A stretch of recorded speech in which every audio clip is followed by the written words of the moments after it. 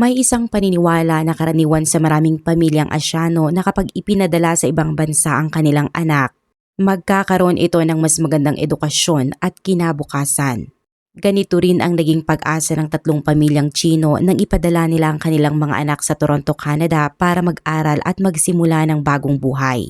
Pero 17 at 18 taong gulang pa lamang ang mga ito at unang beses nilang mamuhay ng malayo sa kanilang pamilya. Kaya kinailangan nilang gumawa ng sariling desisyon nang wala ang mga nakatatandang gumagabay sa kanila. Sa ganitong kalagayan, tatlong kabataan ang nagkakilala, nagkaroon ng relasyon at kalaunan ay nasangkot sa selos. Noong Pebrero ng 2017, ang love triangle na ito ay nauwi sa isang trahedyang kumitil ng buhay at tuluyang nagpabago sa kinabukasan ng lahat ng sangkot. Ano ang nangyari sa loob ng isang bahay sa North York, Toronto at paano nauwi sa kamatayan ang relasyon ng tatlong kabataang wala pang 20 taong gulang? Balikan natin ang simula noong 2015. Napunta ang kaso sa North York sa hilagang bahagi ng Toronto, isang lugar na kilala sa mga tahimik na residential neighborhood. Hanay ng mabababang bahay, mga puno ng maple, subway na dumaraan malapit sa mga tirahan, mababang crime rate at maayos na sistema ng edukasyon. Sa lugar na ito matatagpuan ang Willowdale, isa sa pinakamalalaking komunidad ng mga taong may lahing Asyano sa North America. Kaya karaniwan ding makikita ang mga karatulang Chinese bukod sa English. Dahil dito ay maraming middle class na pamilyang Tsino ang pumipili sa lugar na ito kapag nagpapadala ng kanilang mga anak sa Canada para mag-aral. Pero may isa pang bahagi ng buhay ng mga international student na hindi agad nakikita. Sa Toronto ay maraming private international school ang tumatanggap ng foreign students kabilang ang mga paaralang maluwag ang attendance at halos puro Chinese students ang populasyon. Marami rin sa kanila ang nakikitira sa townhouse o murang basement rooms. Kaya pagdating sa Canada, ang 17 at 18 anyos ay nagkaroon ng malaking kalayaan. Regular na perang ipinapadala ng pamilya pero halos walang adult supervision. At sa ganitong kalagayan nagsimula ang pangyayaring hahantong sa trahedyang ito. Noong Enero ng 2015, dumating sa Toronto si Wang Haoji.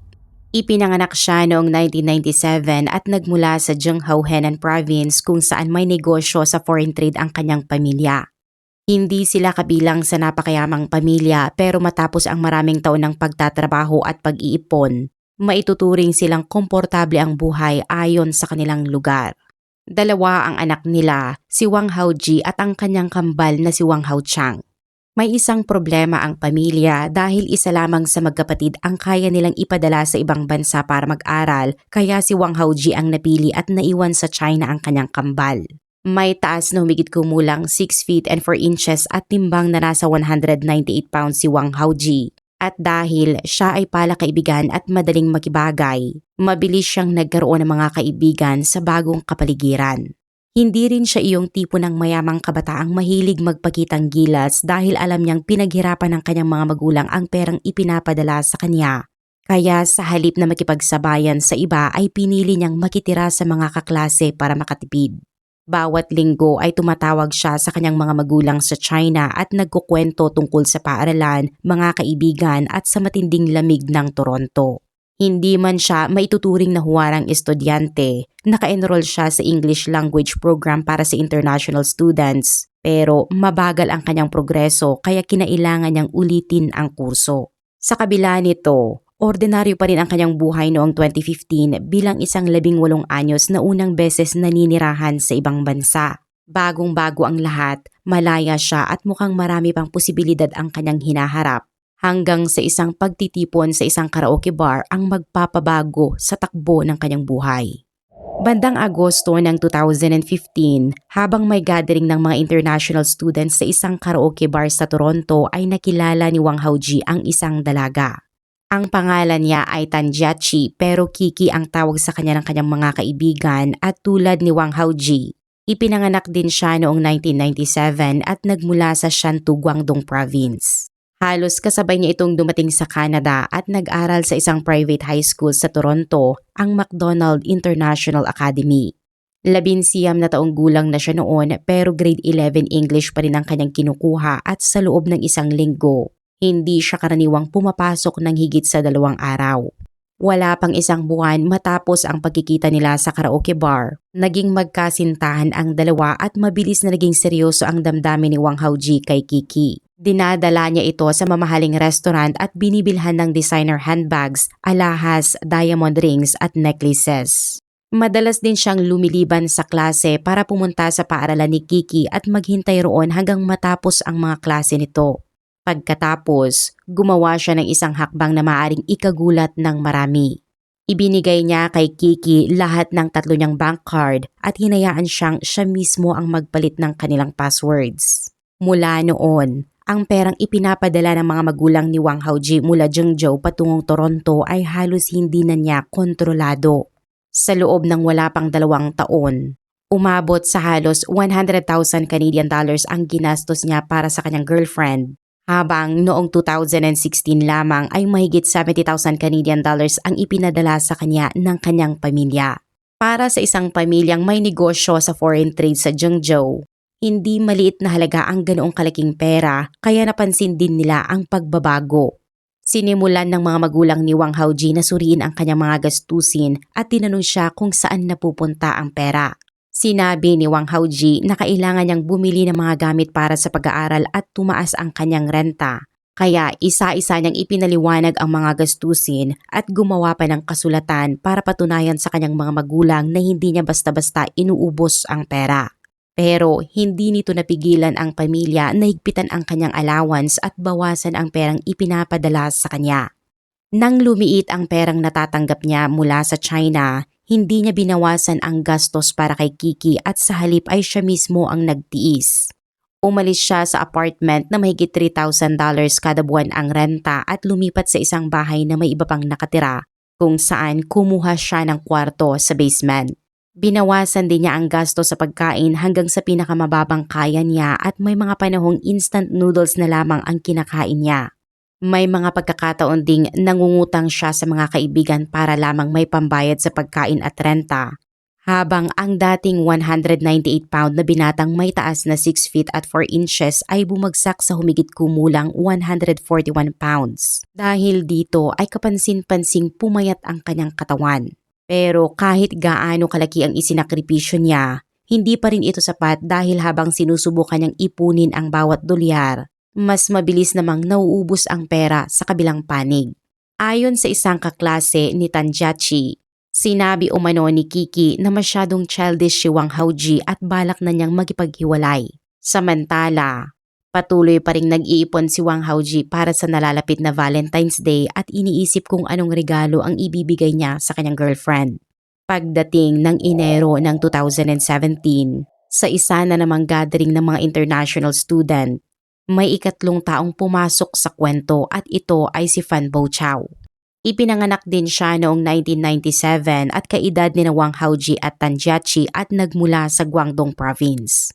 Dumating siya sa Canada bandang 2011. 4 na taon bago dumating ang dalawa at nagtapos ng high school sa isang private school sa Toronto kung saan mahigit 90% ng mga estudyante ay Chinese.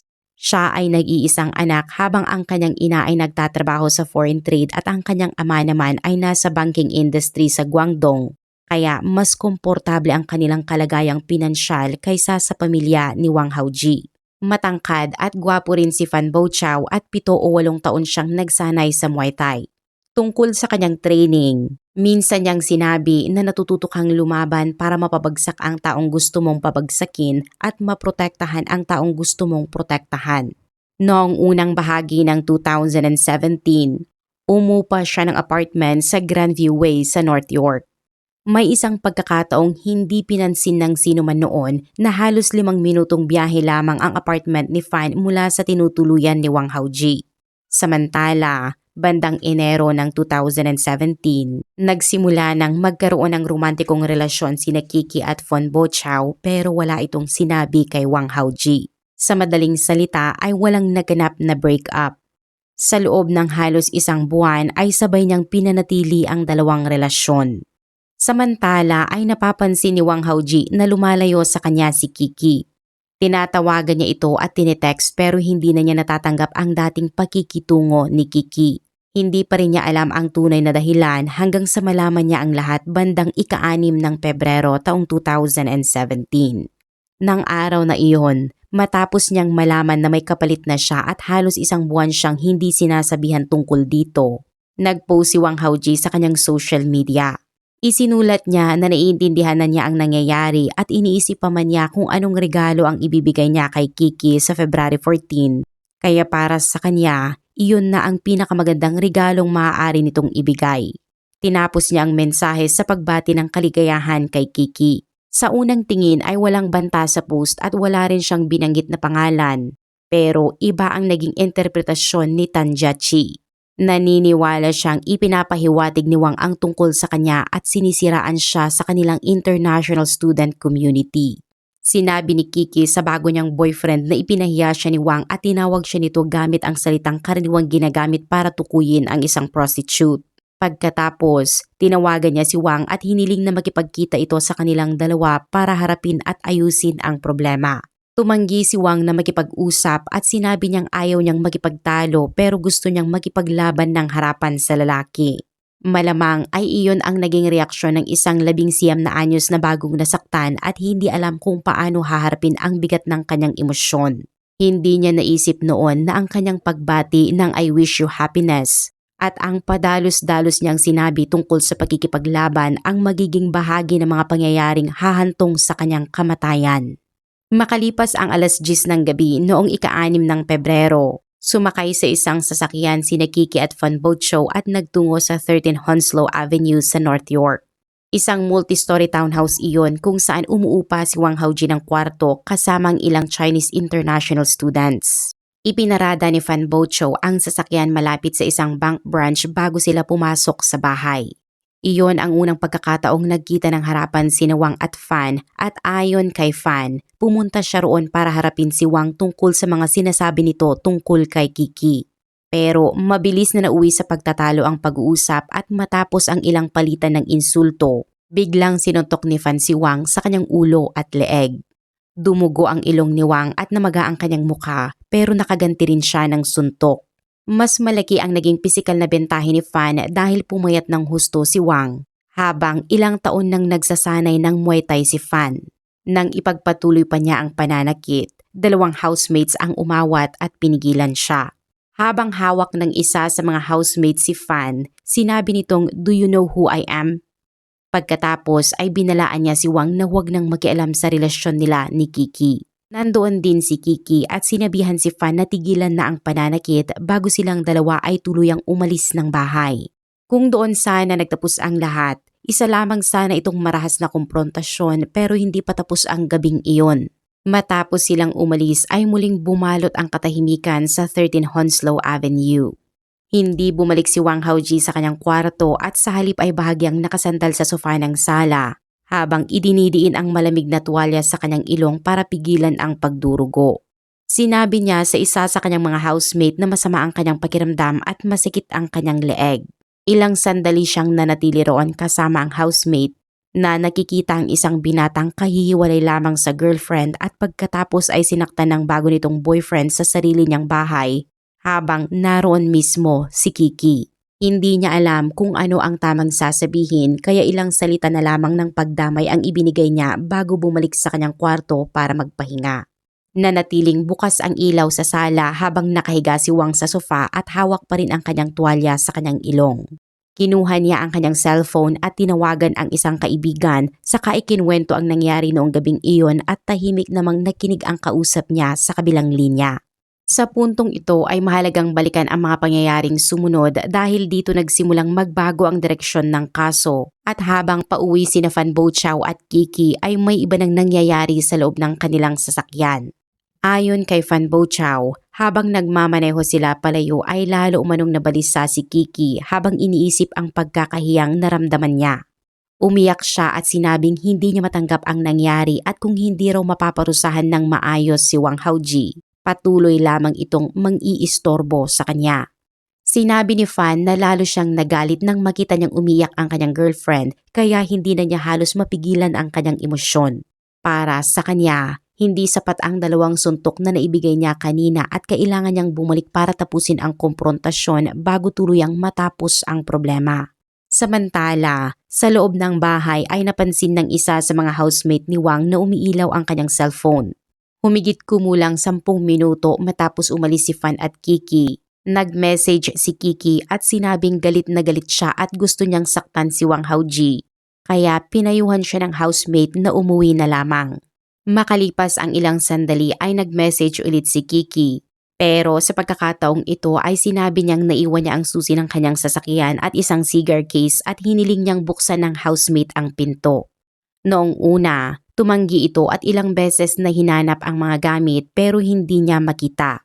Patuloy ang pagme-message ni Kiki at paulit-ulit niyang sinabi na kailangan niya agad ang 2 gamit. Naaakyat na lamang siya para kunin ang mga iyon at aalis kaagad at nangakong wala siyang gagawing gulo.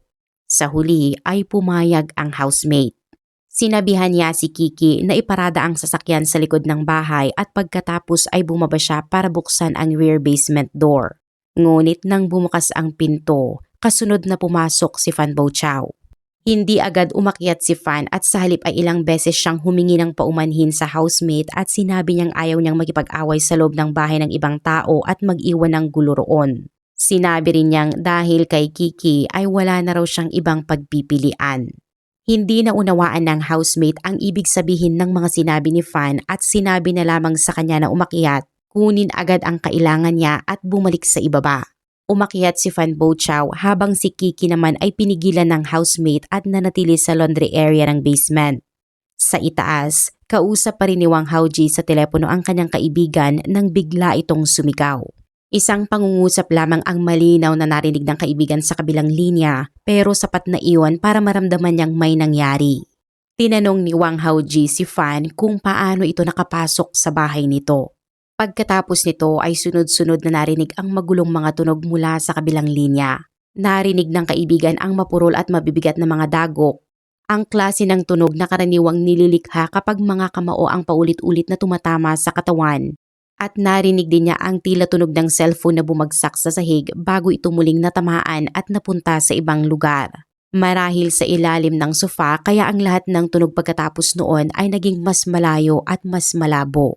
Sa ilalim ng sunod-sunod na malalakas na tunog, narinig niya ang isang lalaki na sumisigaw ng isang pangungusap na may mga salitang beat to death.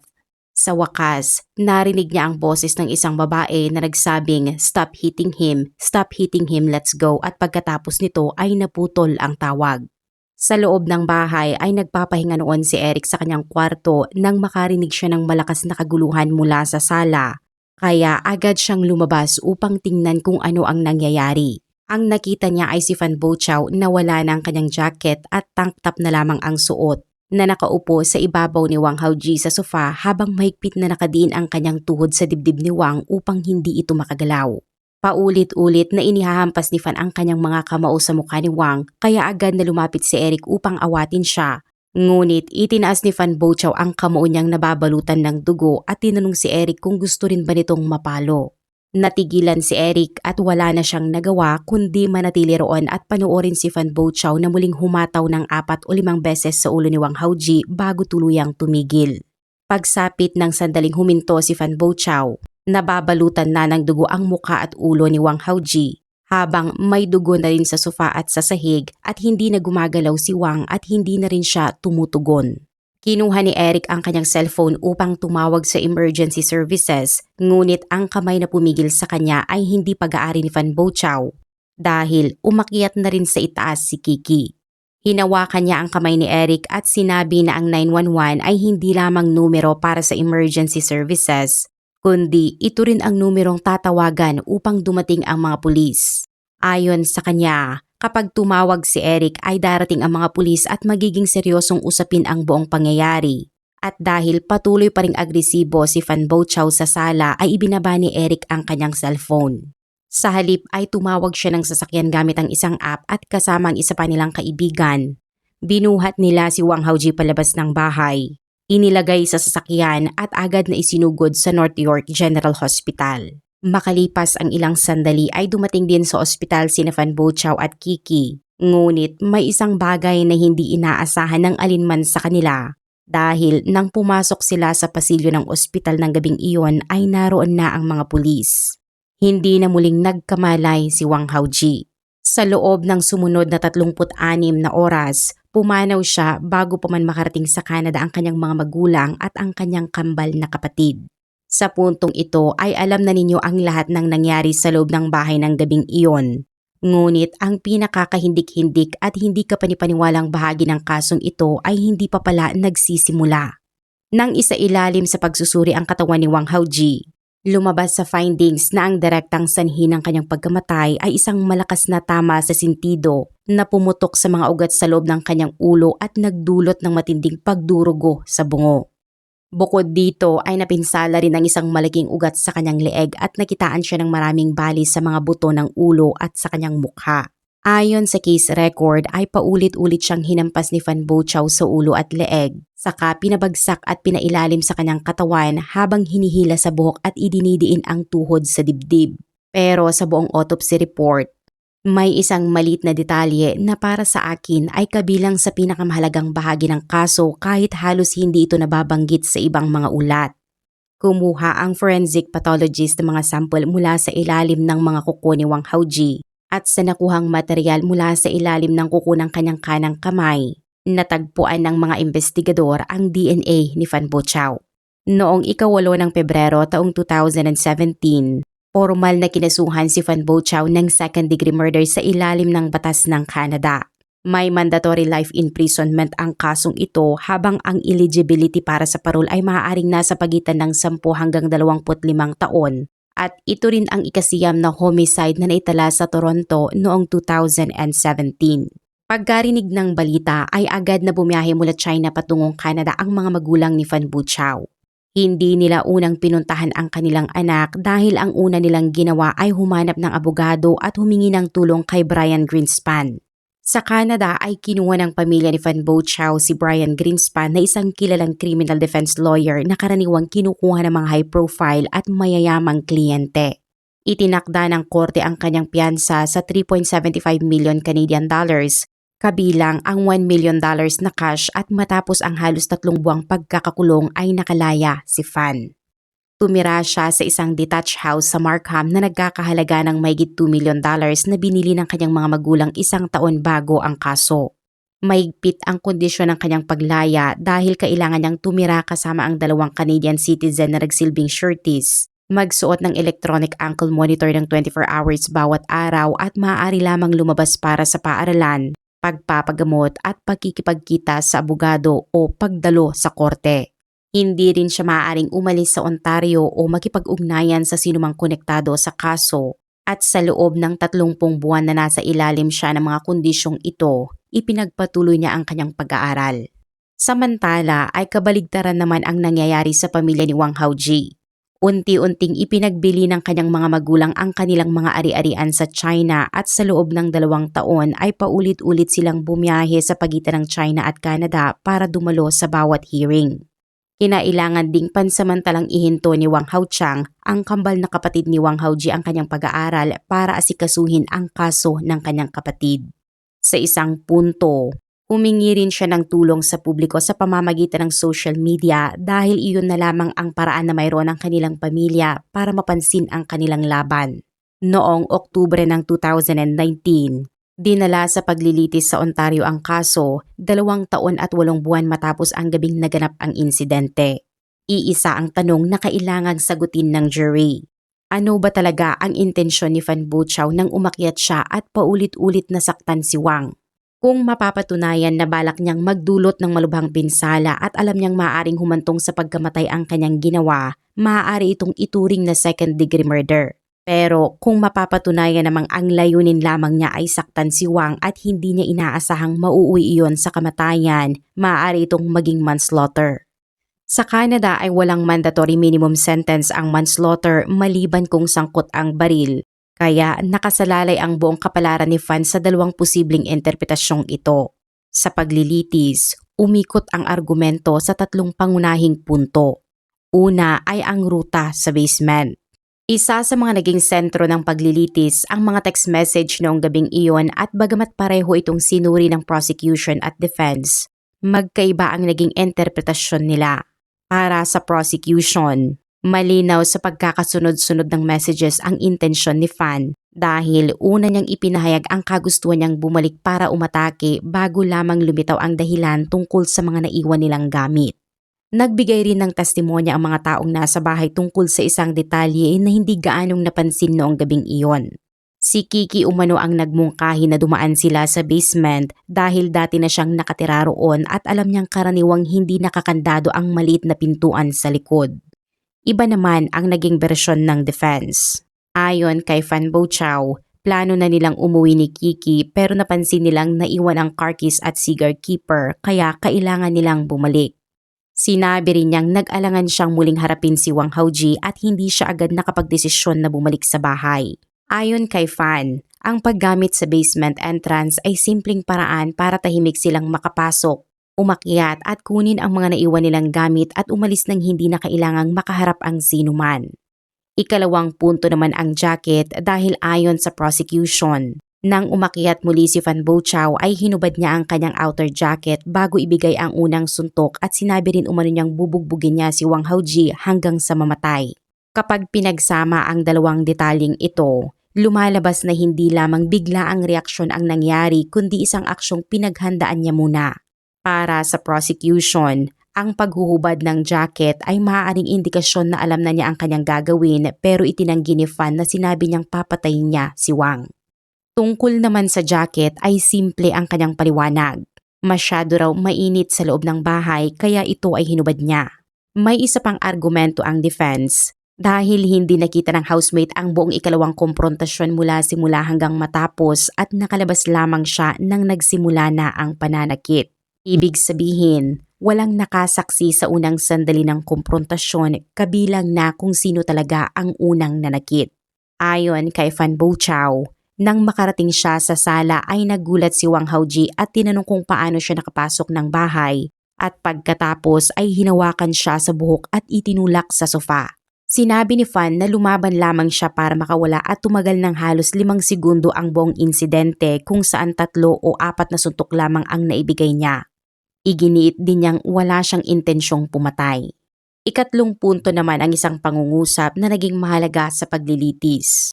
Ang kaibigan ni Wang Haoji nakausap niya sa telepono nang umakyat si Fan ay nakarinig ng isang lalaki na sumisigaw ng mga salitang may kahulugang beat to death.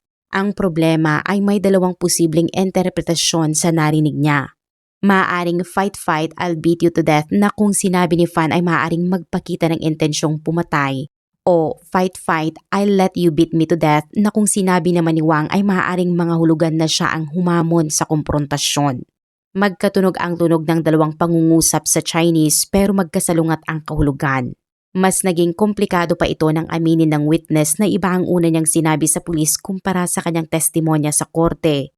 At dahil mabilis ang mga pangyayari ay hindi na niya matiyak kung alin ang tunay niyang narinig o kung sino ang nagsabi nito. Sa huli, walang miyembro ng jury ang nakakaintindi ng Chinese habang ang tanging witness sa mahalagang sandaling iyon ay hindi rin sigurado sa kanyang narinig. Noong ika-30 ng Oktubre taong 2019, naglabas ng unanimous verdict ang 12 member ng jury. Napatunayang hindi guilty si Fan Bochao sa second-degree murder pero guilty siya sa manslaughter. Makalipas ang 1 linggo, humingi siya ng tawad sa pamilya at mga kaibigan ni Wang Haoji at sinabing labis niyang pinagsisisihan ang pagpasok sa bahay nito. Humingi ang prosecution ng 8 taong pagkakakulong habang 3 taon naman ang hinihingi ng defense pero noong ika-6 ng Nobyembre 2019, 5 taon ang ipinataw na sintensya. Dahil ibinawas ang kanyang pre-trial detention at ang credit para sa 30 buwang house arrest, 4 na taon at 5 buwan na lamang ang natitirang panahon ng kanyang pagkakakulong. Pagkatapos ng kanyang parole, ipinatapon siya pabalik sa China at dala niya ang kanyang criminal record. Samantala, hindi kailanman kinasuhan si Tianjiachi o Kiki dahil sinabi ng Toronto Police na walang sapat na ebidensya para magsampa ng kaso laban sa kanya. Kaya ibinalik sa kanya ang kanyang passport at kalaunan ay bumalik siya sa mainland China kung saan tumigil na rin siya sa pag-aaral. Binura niya ang kanyang friends list at tuluyang nawala ng kontak sa kanya ang mga dating kaklase. Nang subukan siyang tawagan ng mga reporter, walang sumagot at kalaunan ay hindi na rin gumagana ang kanyang numero. Sa huli, narinig ng 12 mga hurado ang buong kaso nang hindi kailanman naririnig ang panig ng taong nasa gitna ng kwentong ito. Sa legal na pananaw, doon nagtatapos ang kaso. Pero may isang kabanata ang kwentong ito at 7 taon ang lilipas bago ito muling lumitaw. Noong 16 ng Enero 2024 sa China, inanunsyo ng Central Disciplinary Inspection Authority ang investigasyon sa isang banking official dahil sa umano'y malubhang paglabag sa disiplina at batas. Ang opisyal na iyon ay si Fan Ti, ang ama ni Fan Bochao. Makalipas ang 6 na buwan, noong 19 ng Hulyo, inilabas ang resulta ng investigasyon. Pinatalsik si Fan Ti mula sa partido, inalis sa lahat ng pampublikong posisyon, kinumpiska ang mga ari-ari ang nakuha umano sa pamamagitan ng mga paglabag at ipinasa sa prosecutors ang mga posibleng criminal charges laban sa kanya. Ayon sa investigasyon, tumanggap siya ng pera at mga regalo, hinayaang ibang tao ang sumagot sa kanyang mga gastusin. Lumabag sa mga patakaran sa negosyo at ginamit umano ang kanyang posisyon sa proseso ng pagpapautang kapalit ang malaking halaga. Samantala ay dinala ng pamilya ni Wang Haoji ang kanyang labi pabalik sa Zhengzhou kung saan siya ay inilibing. Dito nagtatapos ang legal na bahagi ng kasong ito pero nananatiling mahalagang balikan ang katahimikan sa pagitan ng dalawang pagpasok ni Fan Bochao sa bahay. Sa pagitan ng dalawang sandaling iyon, maaari pang nagbago ang lahat pero may piniling bumalik. May piniling magbukas ng pintuan sa basement at may piniling pigilan ang kamay na sana ay tumawag para humingi ng emergency assistance. 19 na taong gulang pa lamang sila noon at hindi nila alam na ang mga desisyong ginawa nila sa loob ng isang oras ay maaaring tuluyang magbago sa kinabukasan nilang tatlo. Ano ang tingin ninyo sa hatol sa kasong ito at paano ninyo tinitingnan ang naging papel ng bawat taong sangkot?